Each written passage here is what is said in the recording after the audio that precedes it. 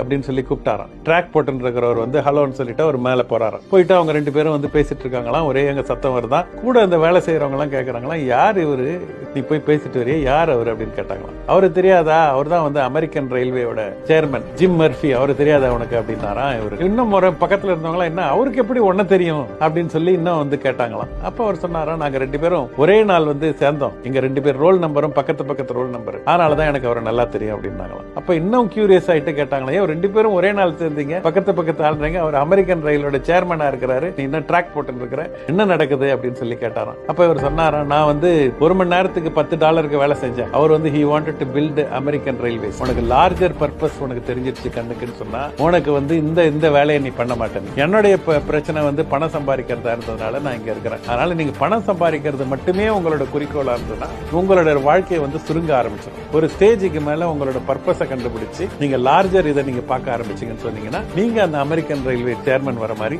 அந்த உலகத்தோட உச்சத்தை நீங்க சொல்ல முடியும்.